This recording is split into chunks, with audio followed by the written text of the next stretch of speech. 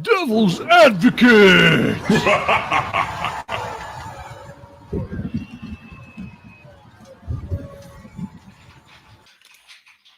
Hello there, Mentioners, and welcome to our very first episode of Devil's Advocate. This is content for our premium patrons, but temporarily streaming live to our... So for the lucky listeners that want to tune in while we're streaming this live or happen to catch it before the link is removed from YouTube, enjoy. All right. So the concept behind Devil's Advocate is that we're going to bring a mentionable on, and then I'll grill them and take the position of the skeptic for the purposes of grilling them on their signature argument. So for listeners, everybody should be familiar with Clinton. Our regular listeners, he's a regular on the podcast. And for our premium listeners, we've had two of his debates featured on the podcast. So we all know Clinton. We all know what he's about. And tonight we're going to be grilling him on the pro-life position. And up there in the corner, you'll see Caleb. You might know about him. I don't know. All right. So, Clinton, how are you doing this evening? I'm doing well, thank you. How are you doing? Good. Quarantine treating you okay? Yeah, pretty good. I've been getting in some... Well, I've still been working. I play for the service at my church in the mornings. We live stream our services, so we don't have the congregation meeting, but I still have responsibilities as a musician to play. And I also still do my responsibilities with LTI, the writing for the blog, doing the podcast, answering questions that are submitted through the website, things like that, as well as other writing things. And I've been getting some game time in, too. A friend actually... told me about an RPG on the Xbox One that I hadn't heard about before, so I purchased it and I'm giving it a try. So, keeping busy, trying to work, but trying to, not to go too crazy and, getting some game time into. Sounds exhausting. A little bit, yeah. Yeah, that's just partially of what I'm doing. I've got some other projects going on too.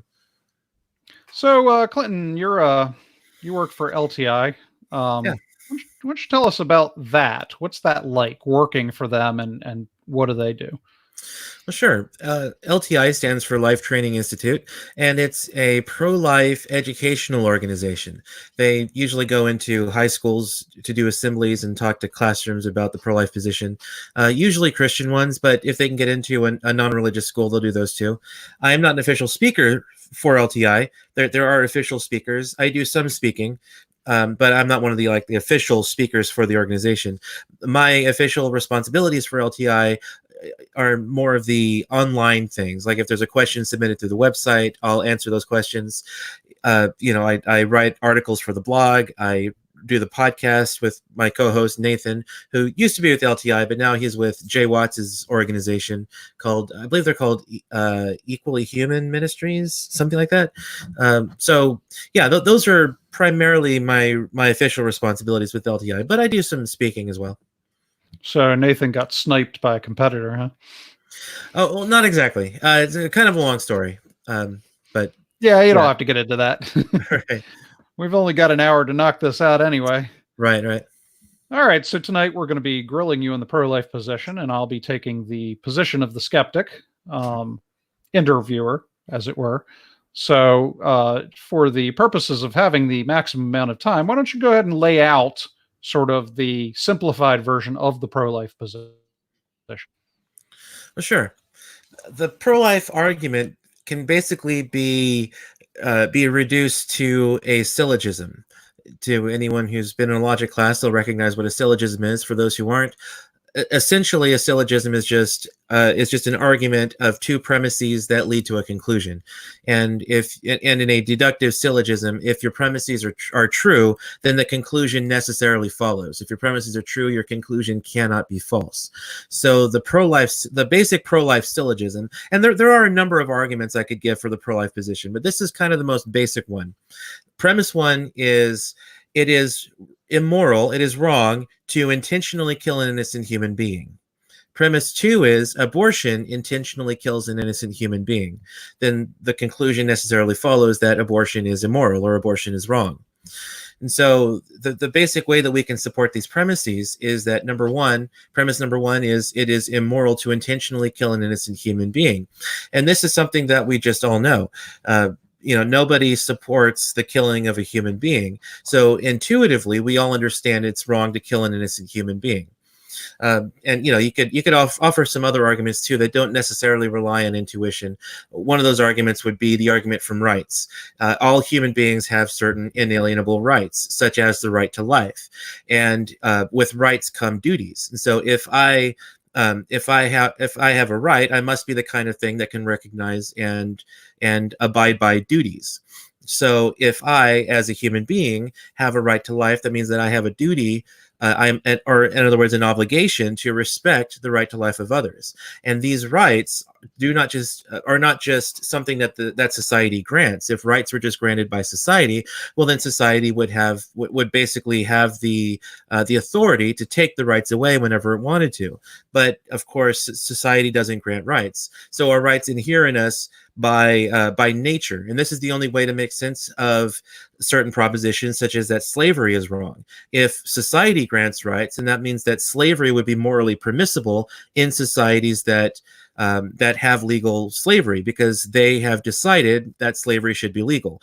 The only way to make sense of the proposition that slavery is wrong and we should change a nation that engages in slavery is if our rights inhere in us by nature and are not granted by the government.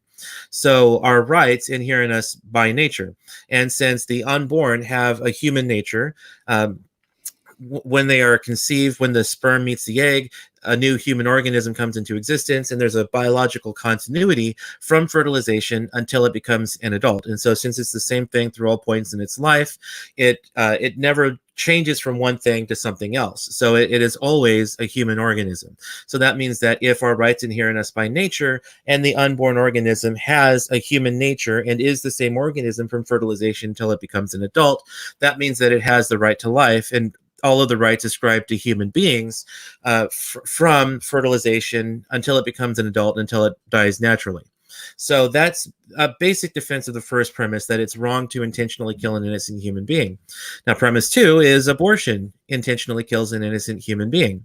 And this is attested to by science. Scientists discovered in the mid-1800s that human life begins at fertilization. And this is not something that's been questioned in scientific fields. It's been accepted by all embryologists since that time. And it's not something that's even denied by pro-choice philosophers.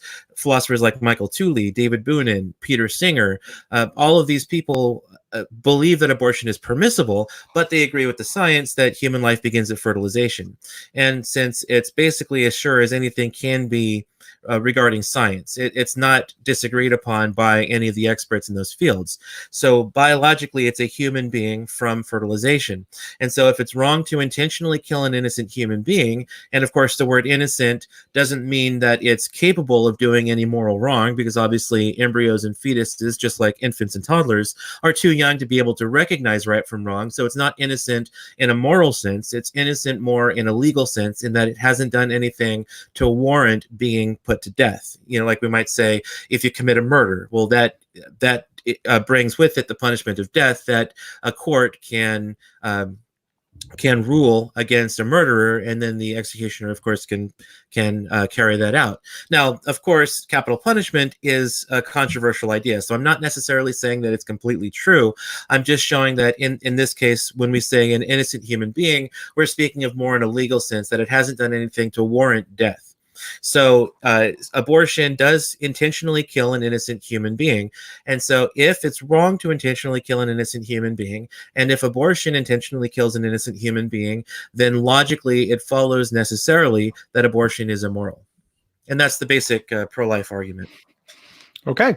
Sounds very basic. All right. Well, yeah, I mean, it can get, trust me, it can get a lot more complex. So, and it probably will, if depending on where you decide to take the criticisms. So pro-life is at bottom a religious argument.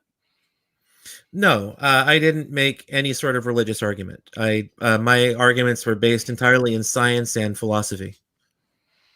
Well, you sort of did. First of all, because you said we have inherent rights. Now, Yeah. how can you ground inherent rights without reference to religion or God?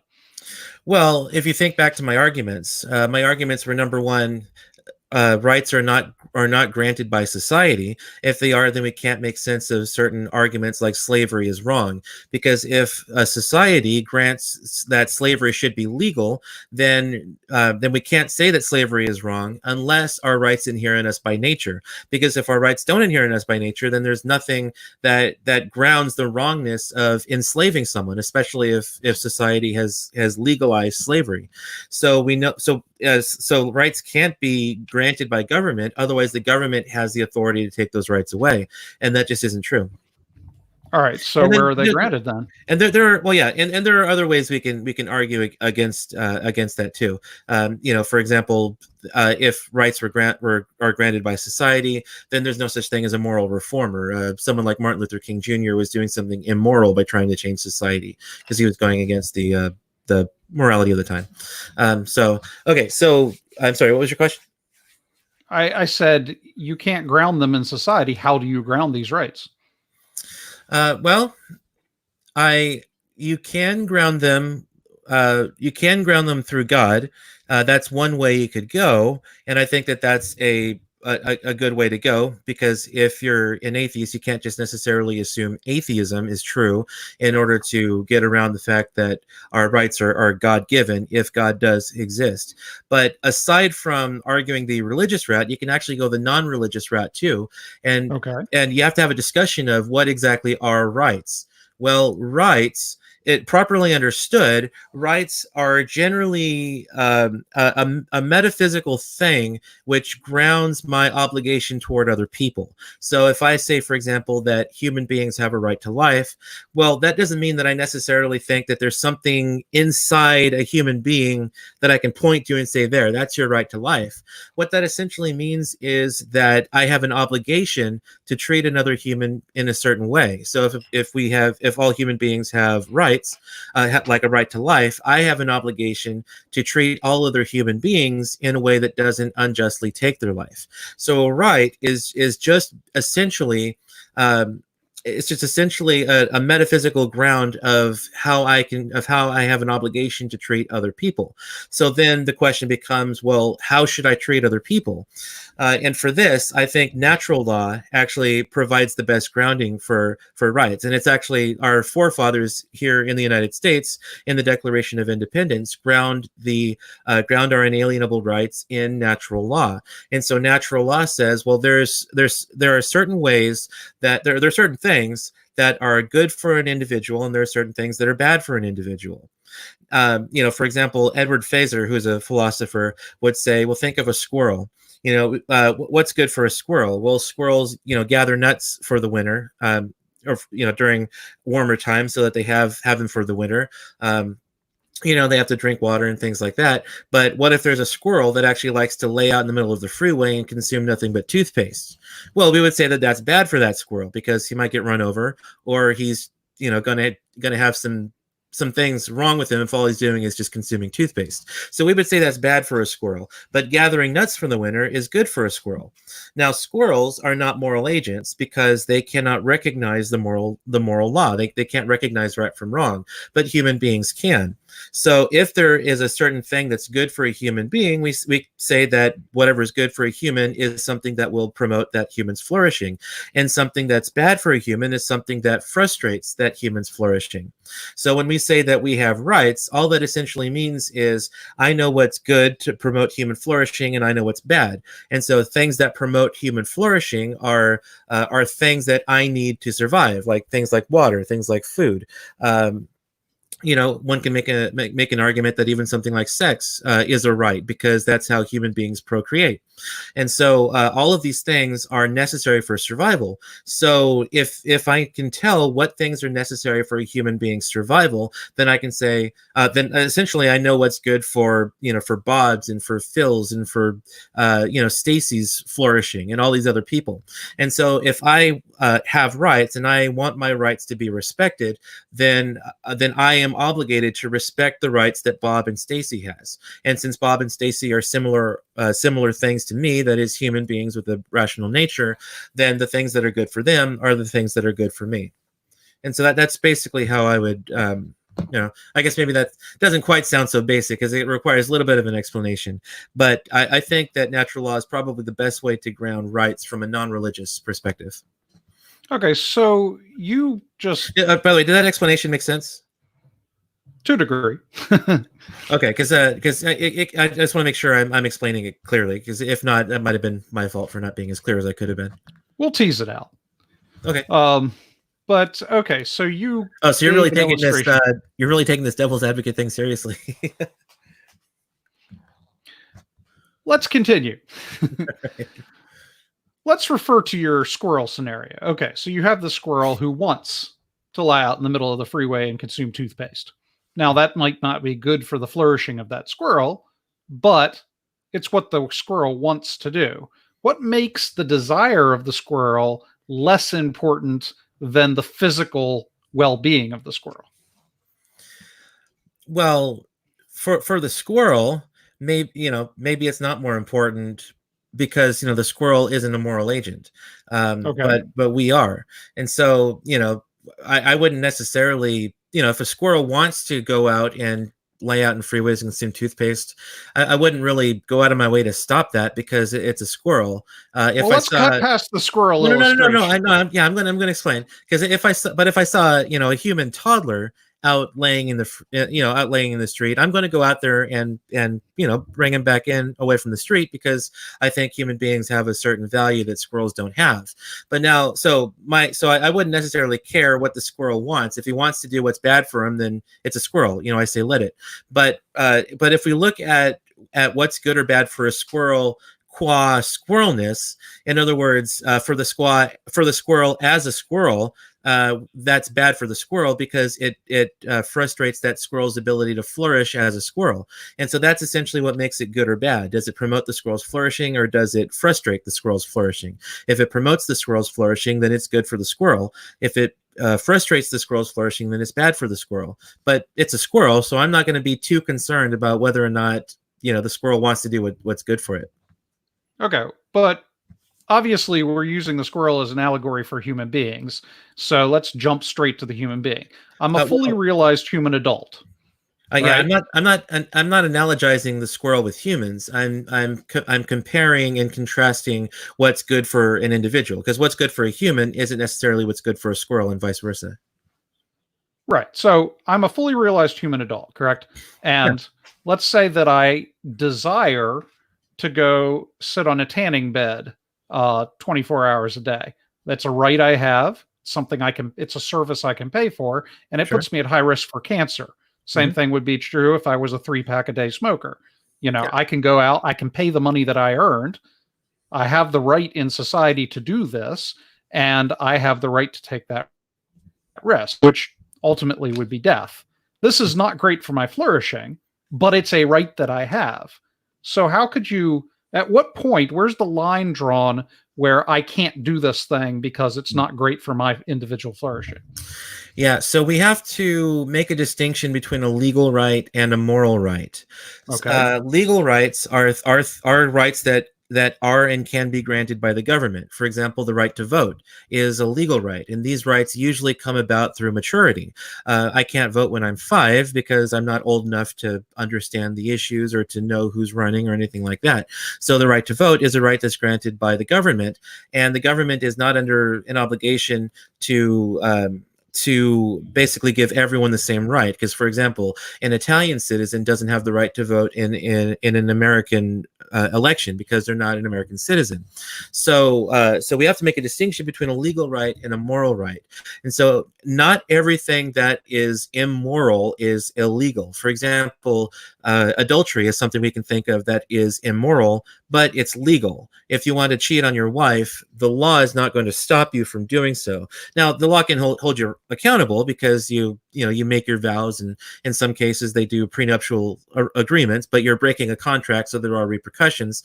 But if you commit adultery, the law is not going to prevent you or hold you accountable in any way for doing that. So when we might say that what you're doing is immoral from a moral perspective, you're doing something that's immoral. So you don't have the moral right to do it, but you have the legal right to do it because the law is not going to prevent you from doing it. So we have to make this distinction between a moral right and a legal right. Okay. So you just made a distinction between a moral right and a legal right, but you're arguing with the abortion policy that your morality so be legality. What allows you to cross that line between morality and legal rights?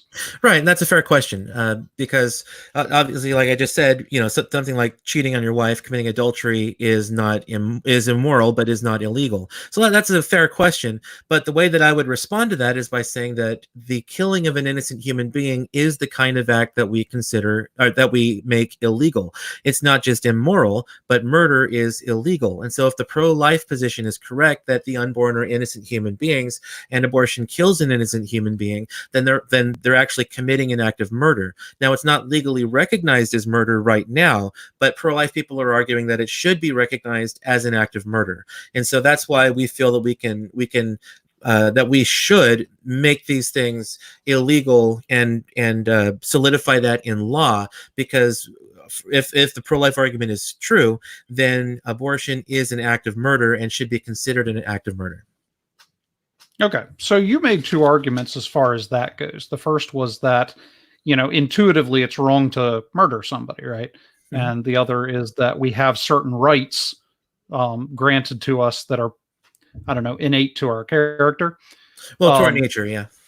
To our nature. Fair enough. All right. So human beings as a species have certain rights under human society, right? Right. Yes. Yes. Yeah. We have rights. Under a human society. Okay. Fair enough. Rights that we wouldn't necessarily have if we were squirrels living in a human society. Right. Yeah, because we don't grant rights to squirrels, and we don't recognize that squirrels have any rights. So yeah. And if we were ourselves placed in a society that was a non-human society, then we wouldn't necessarily have rights in that society because we're not the same species and we don't have the same one another. It depends on what kind of society you're talking about. Could you kind of parse that out a little bit? Okay, so fair enough. I'm trying to see if this is a species thing. I am a human being. I am of the same nature as you. Therefore, I owe you the same rights that I myself have as a human being. But if I were, say, in a Klingon society, would that still apply? Now, I'm assuming you would argue that both Klingons and humans are moral agents, and therefore it has less to do with species and more to do with agency.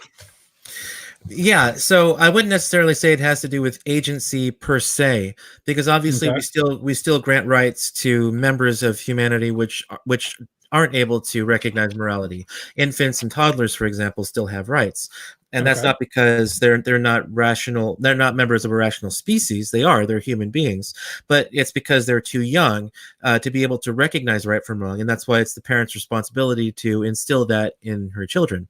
So my argument then is not necessarily that we have rights because we're human. It's because we have a rational nature.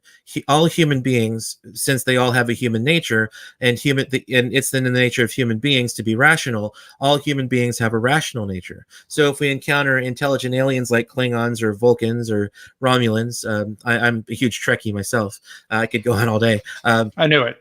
Yeah. um, yeah. So if we found ourselves in that kind of a society, well, they should recognize our rights as rational agents. If they don't, then then they're basically doing something immoral. Like if you go to Kronos, which is the Klingon homeworld to the uninitiated, and they immediately enslave you, well, they've just violated your natural right to freedom. And now again, there are certain legal rights which are reasonable for Klingons to grant. Like I should not be able to go and vote on the Chancellor of the Klingon High Council, but because that's basically a responsibility of Klingons. It's not something that I as a human would have any right to go and to try and influence. But there are certain natural rights which all societies are obligated to respect, such as my right to life, my right to freedom, etc. So Okay. yeah, so essentially, just to kind of nutshell that, it's about our nature, not necessarily about our species. But saying that we are human is not just a biological category; it's also to say that we have a rational nature, and so it's the nature then that grounds our rights, not necessarily our biological humanity. Okay, so you just, I had made the argument of agency, or I'd introduced that, Mhm. and you said something to the effect that not everyone has agency, such as the very young. Mm. Probably somebody who's in a vegetative state, or somebody who's hydrocephalic, born with a sack of water instead of a brain, Mm. um, things like that. So, and then you turned it around to rational agency instead of moral agency. And yet, at a certain stage in development, there's not a lot of rational agency in a human being. Or if they're born with a water sac instead of a brain, they don't have any rationality. Mm. So it appears that there's a spectrum along which human beings can lie based on their faculties, which would place them as rational versus outside the boundaries of rationality. Mm. They don't Yeah, have a rational. Yeah, go ahead. yeah, I wouldn't necessarily say that there's a spectrum per se. All human beings, by virtue of being human, have a rational nature. Now, this goes for the very young because we know that. Let's for example, an infant who is perfectly healthy is on a natural course of development into becoming something that is presently rational. And the only reason that it can become something that is presently rational on its own is because it has a disposition toward being rational. And this disposition is grounded in its nature.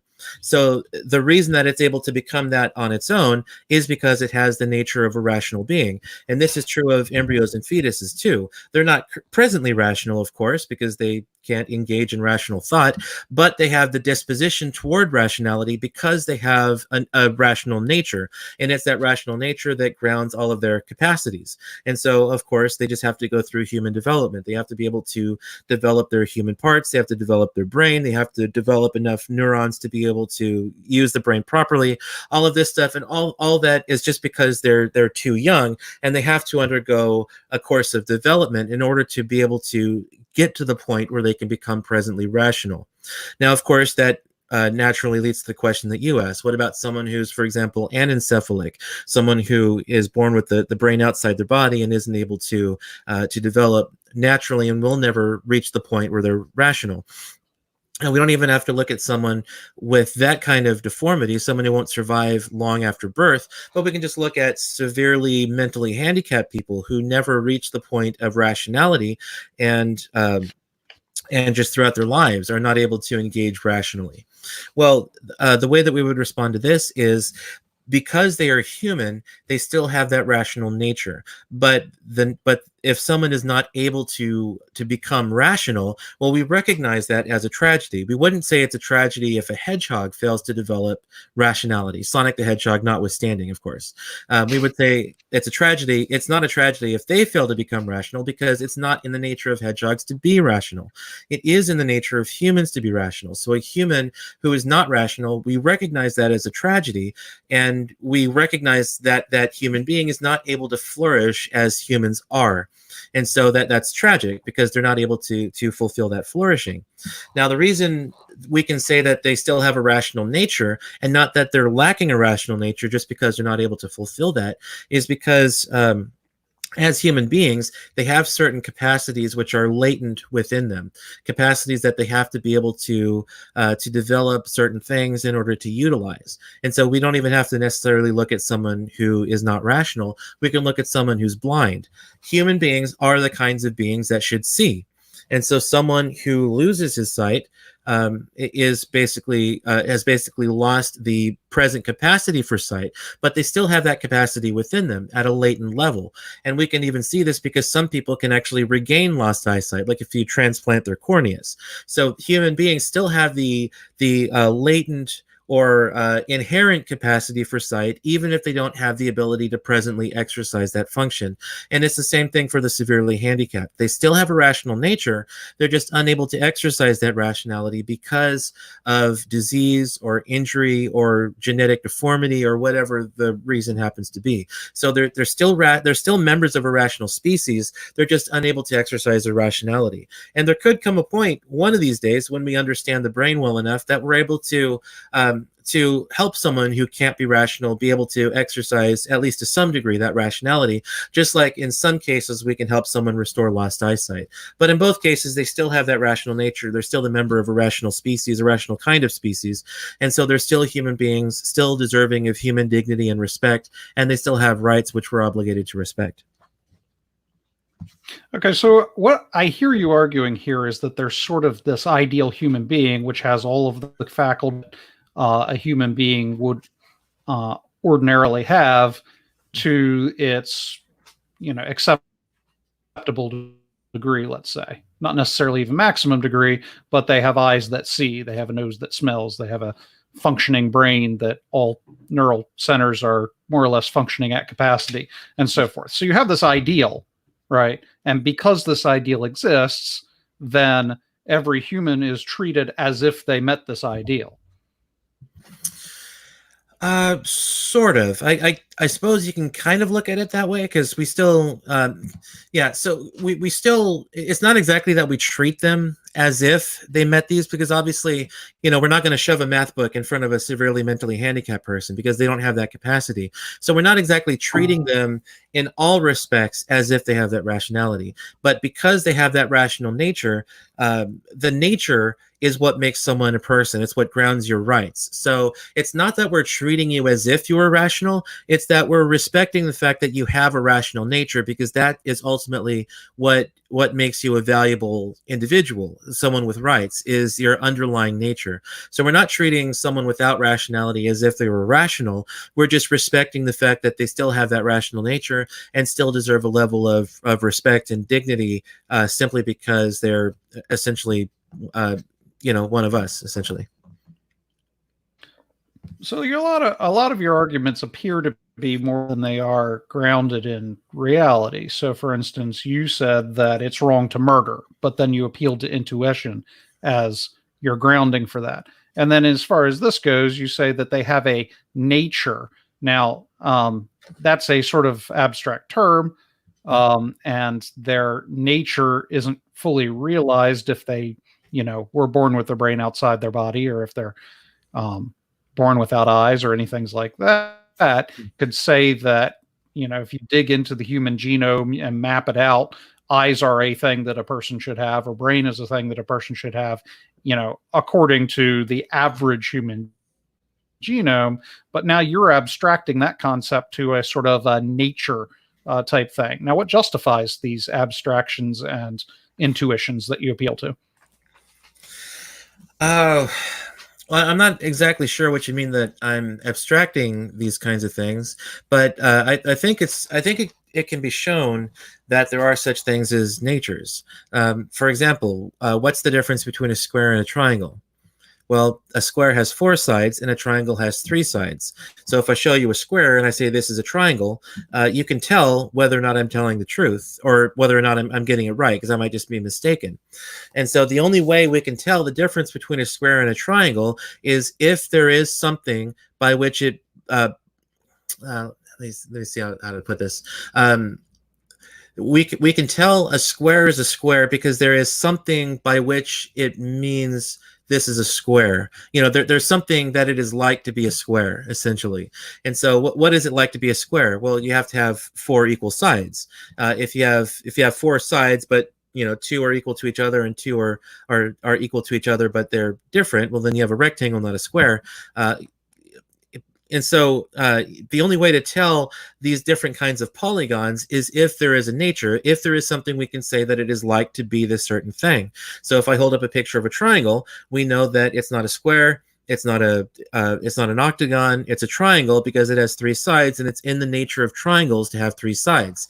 If I add a side to that triangle, well, it ceases to be a triangle, and now it's a square because now it has four sides, whereas triangles have three. So the only way to make sense of the fact that there's a difference between certain things is if there's natures. If there is no such thing as a nature, well, then we couldn't say that there is anything that is like to be a triangle. If there's no such thing as an objective nature that we can appeal to, well, then who's to say that if I hold up a polygon, a pentagon, a five-sided figure, and I tell you it's a triangle, well, who's to tell me I'm right or wrong, unless there is such a thing as natures? And so I think it's just patently obvious that there is such a thing as natures, and the way to get at what a thing's nature is to ask what differentiates it from other things. What differentiates a square from a triangle is the number of sides, or a pentagon from a triangle, etc. And so since human beings are a type of animal, well, the question is, what differentiates human beings from other types of animals? Well, our rationality is what differentiates us. Cows, dogs, cats, these kinds of animals are not rational, but human beings are. So since human beings are animals, what separates us from other animals is the fact that we're rational. So it's in the nature of humans to be rational animals. And so without natures, then we couldn't say, that there's anything that it's like to be a human being. So this would, not only would that basically negate the entire field of science, because science must rely on natures in order to account for its regularity, but that would also do away with the whole field of medicine. Because if, for example, I couldn't say that it's in the nature of the heart to pump blood, then if my heart isn't pumping blood, doctors have no grounds on which to say the heart is behaving poorly or behaving badly, not behaving in the way that hearts should. The only way we can say that there is a way that hearts should be functioning is if there's a certain nature that hearts essentially have.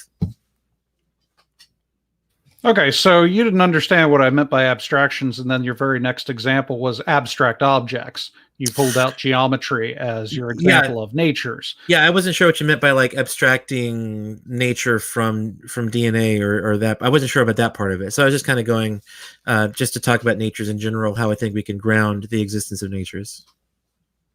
Well, of course, abstract objects like, circles and squares are conceptual.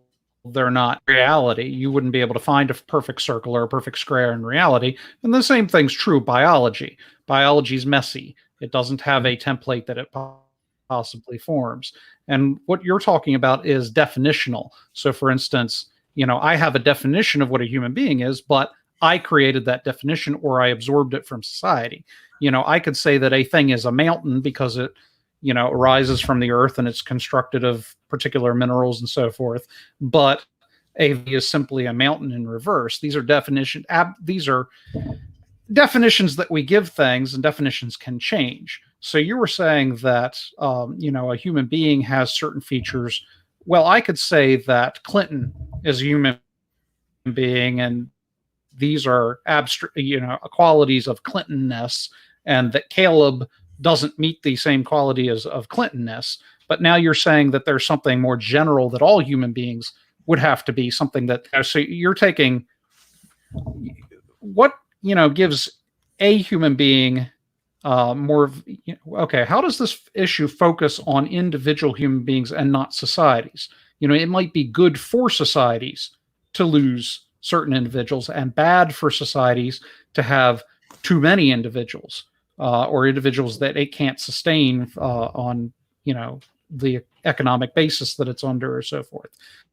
So it's possible that the flourishing of society would benefit from losing members of society that the society itself cannot sustain. Or as Spock might say, the good of the many is greater than the good of the few or the one.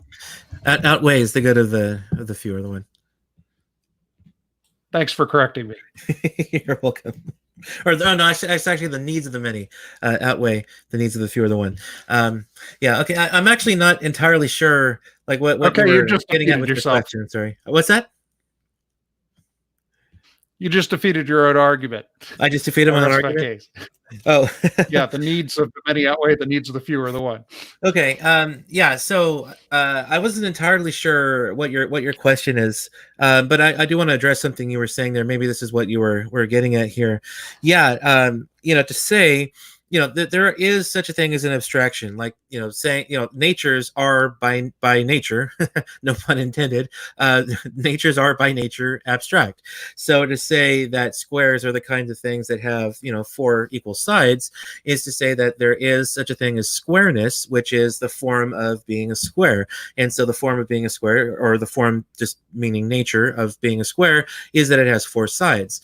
But there's a more concrete reality to that abstraction. If you take a sheet of concrete paper, of cardboard paper, just if you take a sheet of white lined paper and draw a square on it, well, you've now just made concrete the abstraction of squareness, because now you've gone from the form that exists in your mind of square, and now you've put it to paper. You've drawn a square, so now you have a concrete example of a square. Now, of course, I don't know anyone who can just draw perfectly. So you may not be drawing perfect lines, even though you've drawn a plane figure with four sides. And so it's not a perfect instantiation of a square, because the sides might be a little wavy or a little crooked, but it's still a square because you've still drawn a figure with 4 sides. So there is something by which perfect squareness can be instantiated. And that's if you could like take a ruler and use that to draw very straight lines as you draw your square, then that's a more perfect instantiation. It's a closer, what we might say, instantiation to the perfect form of square. And so when it comes to being a human, there are certain things which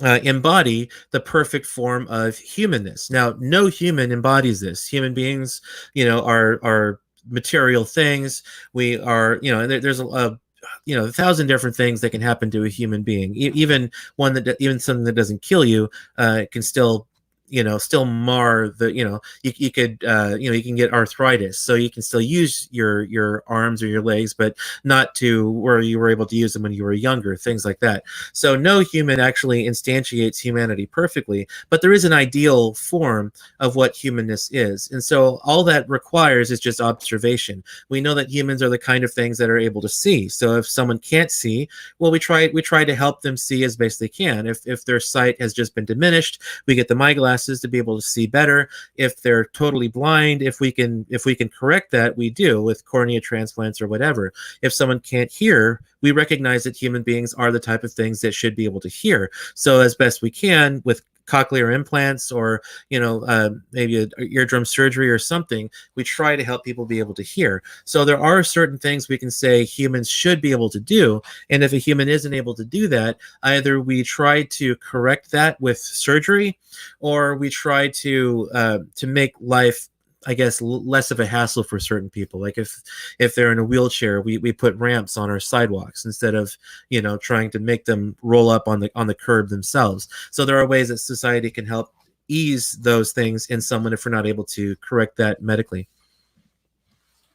Okay, so just to sum up what argument we're talking about, the argument here is that we have certain rights by nature because humans are by nature human, a certain ideal. Am I with you so far? Well, yeah, because they have a rational nature. It's a rational nature, not necessarily the biological humanity. So I would say a Klingon or a Vulcan would still have rights. They still have natural rights, even though they're not human beings. All right. So in order to illustrate that, we talked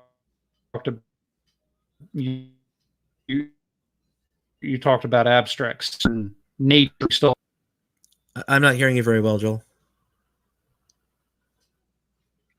Okay. Yeah, I think my connection cut a little bit. Okay, you're hearing you better now. In order to illustrate, okay. In order to still illustrate what we mean by rational nature, we used abstract geometrical objects to say that, this is what a nature might look like. A square is by nature a square, and humans are by nature rational. Am I with you so far? Yeah, I think so. Okay.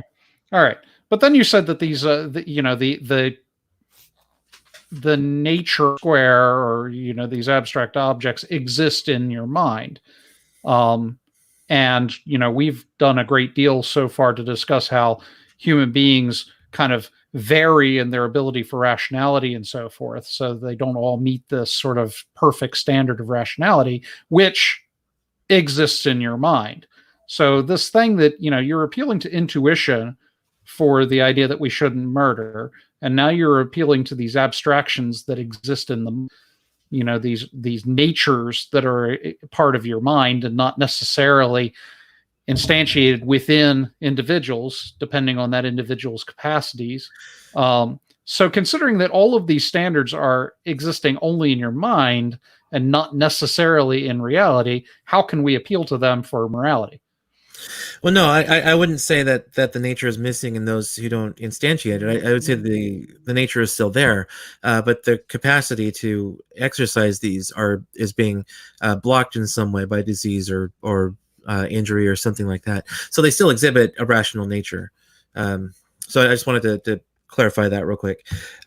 So yeah, again, I may need you to repeat the question, because I'm not necessarily appealing to abstractions. I'm just saying that rights are like a metaphysical ground that essentially, it's a metaphysical ground of how I'm obligated to treat other people. So I'm not saying that rights are necessarily things that exist physically inside a person, like we can open them up, like a doctor can slice into his chest and we can point to you there. That's your right to life. I'm just saying that there are certain obligations I have toward other people, and rights are the way that we talk about these particular obligations. And so there's nothing physical, but the fact that I have that human nature grounds these rights. And so I can't really point to anything and say, that's a right, like I could to your spleen or your heart or anything like that. But they inhere in us by nature, essentially. So yeah, so I think what might be going on here is you're trying to find, because I'm trying to say that these aren't physical things that we can point to. So it's not like like a right is not something that like exists inside a person. It's just kind of a metaphysical way to talk about our obligations toward other people. Okay, so you're appealing to a metaphysical standard, and you're saying that this metaphysics by nature apply to my actions and my decisions here in the real world. But let's say that my actions involve knocking a girl up and then doing away with the responsibility. These are the standards that I hold. Why is your metaphysical standard, in priority over my particular interest? Well, because my standard is objective. I can look at a human being and argue what's best for that human being. And now, when I say what's best for a human being, I'm not speaking of particular life circumstances, like a pro-choice person. You still with us, Joel?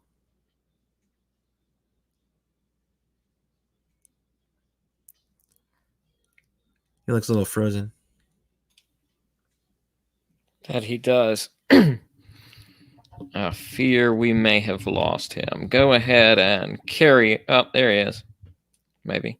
Did he come back? Am I back? You're sort of back. You're halfway back. Halfway back. To the future.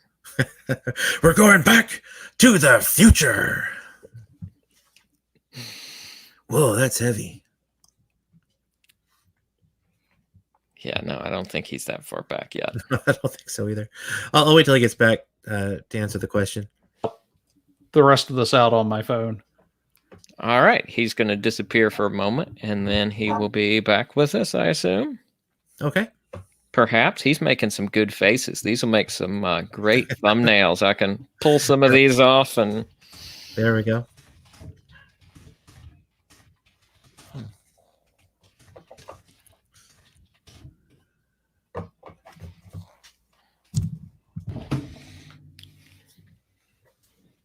We can still see him, but I don't know if he can still see us. Yeah. Maybe. Maybe not. There he Oh, goes. there he goes. Yeah. All right, go on. Joel has left the building.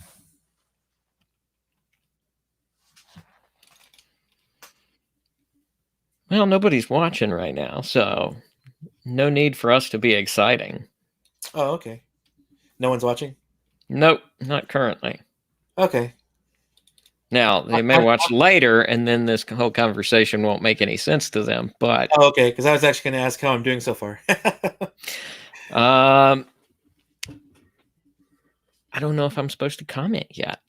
I don't either. Like, that's why does it, but yeah, does it kill the vibe we've got going here? I don't know. That's a good question. There he is. He's back. Let me add him back in. All right. I'll have to get back on the hot seat What's here. up, fellas? What's up? Hey. All right. I back. can't remember if I was finished talking or you were finished talking. I think you were, because you started freezing when I started answering the question. I was going to wait till you got back to answer. All right, go ahead. Okay, so your question was regarding individual standards, like if your standard is to, if I understand you correctly, because you were kind of glitching out a little bit. So let me see if I understood your question.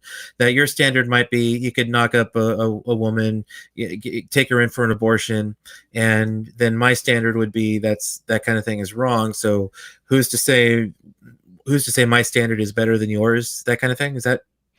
Well, you have a metaphysical standard that you say should apply to everyone, whether or not they agree, because there are people who disagree with you, right? There are people who think that abortion should be legal, and you're asserting a certain metaphysical standard that ought to apply to them, whether or not they agree.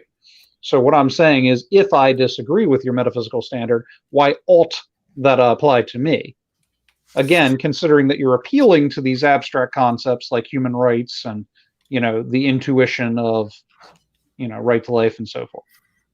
What if my intuitions and metaphysics differ?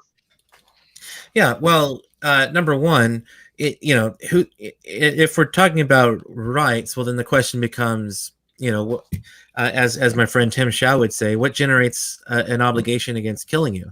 Like, why is it wrong to kill you if you don't have rights?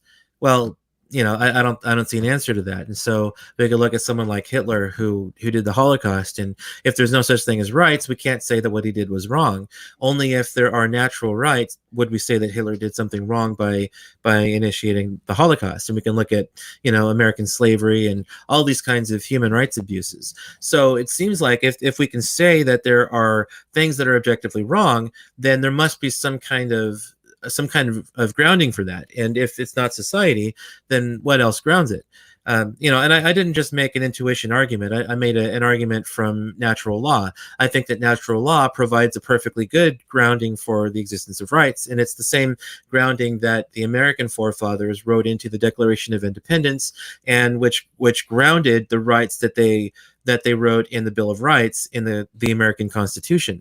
So to ask whose standard is better, well, the standard that is objectively that we can point to objectively, because number one, we can say first of all that if a woman gets pregnant, it's because her body is acting in the way that it ought to act. We recognize infertility as a frustration of a man and woman's ability to flourish as a human being because they're not able to reproduce. And the male and female bodies are supposed to be able to produce children. So a couple that's infertile, we recognize as a deficiency. It's not the way that human bodies are supposed to behave. And again, the only way to say that there is a way that human bodies are supposed to behave, and to be able to fix that, there has to be such a thing as natures. So if your argument is, I believe that I should be able to do X, and you believe that you should be able to do Y, well, if X actually frustrates human flourishing and Y promotes it, then I think that is a perfectly reasonable reasonable response to that question. I think you should abide by my morality and not yours, because my morality promotes human flourishing and your sense of morality frustrates human flourishing. So I think that there's a way we can objectively show that one person's sense of morality is better than another person's. When you say human flourishing, are you talking about the flourishing of an individual or the flourishing of society? Well, I'm just talking about an individual. Okay.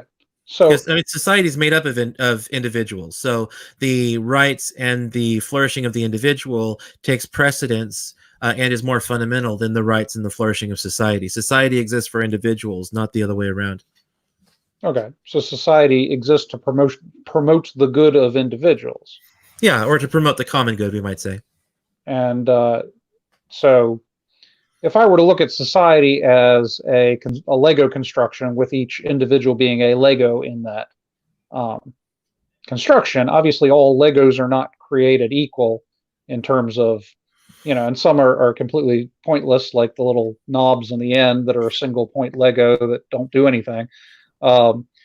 So, if society was the ultimate end and goal, then individuals might in fact be expendable. But if society exists for the individual, for the promotion of the individual, then much like the American government exists for the promotion of the citizens within that government, and the citizens don't exist for the government, but the other way around, your argument would be that we ought to create a society which best promotes the good of each individual within that society. Is that about right? Yeah, but we also have to properly understand what it means to promote an individual's good. Okay. So if the rights of one individual necessarily interfere with the rights of another individual, how do you parse out that problem? I'm not sure rights, if we properly understand rights, can ever come into conflict with another person's rights. Okay. So perhaps you can give me an example. All right, fair enough. Let's say that I live next door to you, and I suffer from a gastrointestinal problem that puts me in a situation where I have to have immediate access to plumbing, if you will. Mm-hmm. But my sewage tank is leaking into your water tank, and so my sewage is coming up into your water. We've got a situation. My rights, which involve evacuation in a timely manner, are interfering with your rights, which involve the access to clean water. We've got a situation in which my rights and your rights are interference through a situational condition. It's nothing that I've done wrong or you've done wrong. There exists a natural condition which butts up our two rights.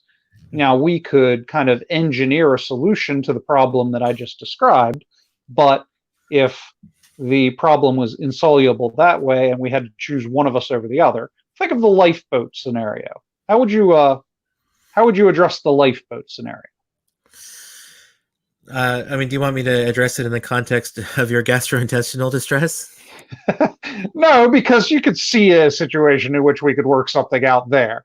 But in the lifeboat scenario, it's a better designed analogy, simply because you've got a single surface upon which we both could rest, or the rest of the world around us, which wouldn't be survivable. So one of us has to get pushed off the lifeboat. There's only enough resources for one person. Ergo, we've got a situation. Yeah, I'm in the lifeboat scenario. I'm not sure that it's permissible for either person to push the other person off. Now, it's probably permissible for one person to sacrifice themselves for the good of the other person, but I don't think it's permissible for either one to kill the other person for the sake of their own diminishing resources. Okay. So All So right. because like we both have a right to to food and water, but we don't have that right at the expense of another person, especially if I'm going to violate that person's rights. The other person has a right to life, and so number one, I could say, well, okay, so the right to life is more fundamental than my right to eat, because if I kill somebody, I'm removing the entirety of their life, whereas if I don't eat, I'm missing a meal, but I can still survive for quite some time. So their right to life outweighs my right to eat. But I would also say that I don't think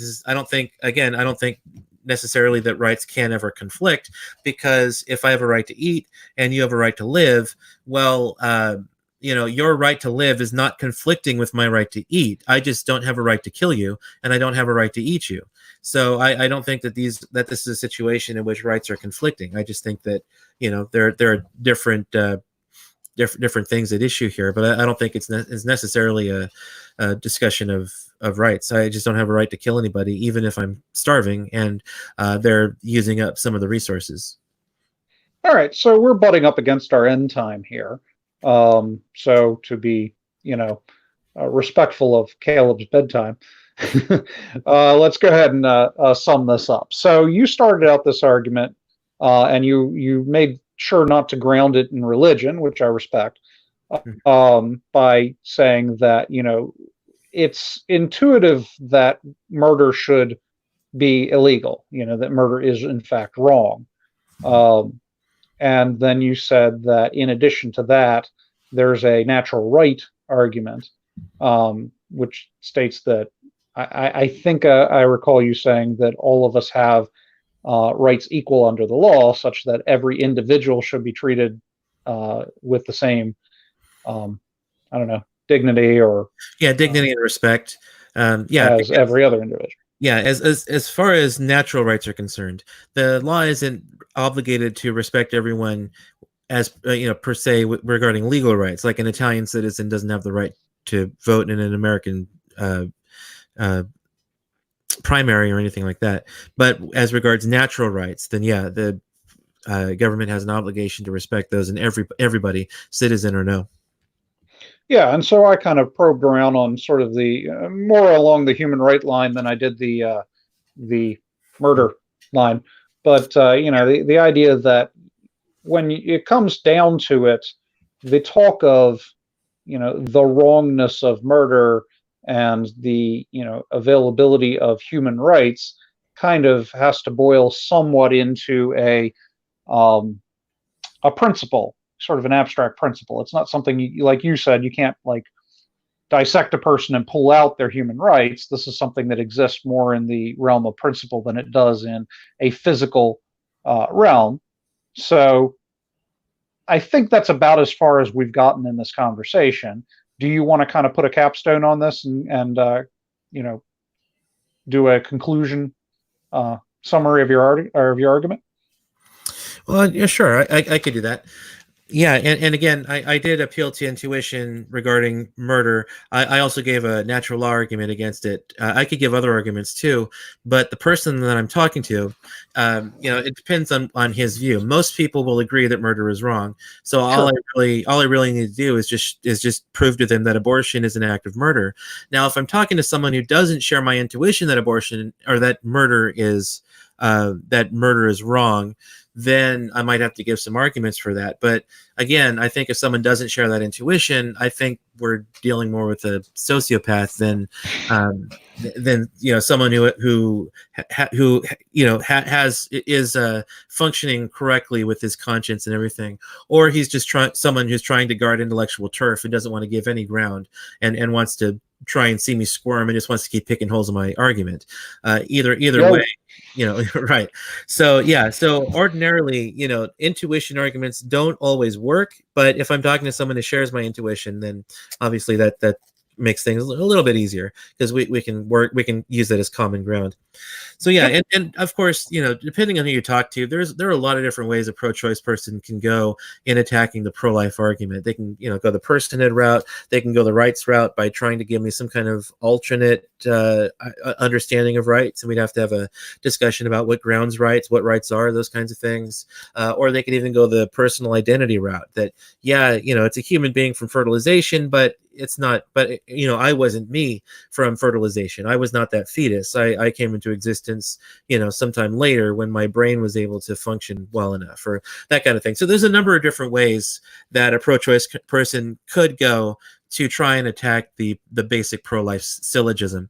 But I think that the basic pro-life syllogism, which has been expounded by Scott Klusendorf, I think he's the one that we usually reference when we make this argument. He's the one, at least the earliest one I'm aware of, put the syllogism in one of his books, The Case for Life, and so he's the one that we usually credit with it. And I've gone a little further with it by actually defending it through the use of logic. Through formal logic, I would say. But essentially, the pro-life argument, I think, basically argues from intuitions that most of us actually share, and that just about everyone agrees that murder is wrong, and that's half the battle there. In order to show that abortion is an act of murder, I think that it also starts from intuitions that we all share too, because I think intuitively we all understand that embryos and fetuses are children. Now you can try and convince yourself that it's not, because maybe you had an abortion sometime in your past, or maybe you're a guy and you took your girlfriend in for an abortion, or maybe your friend or loved one had an abortion. And so you come up with these emotional roadblocks to keep you from making the leap over to the pro-life position. So in that case, there's a lot of emotional ground we have to cover. The rational, logical arguments aren't necessarily going to work with that person.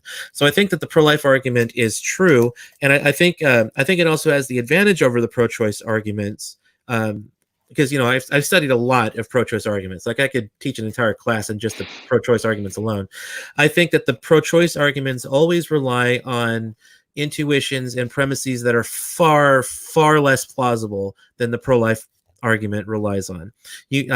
Pro-choice philosophers have to convince themselves of some pretty wild things in order to make the case that abortion is permissible.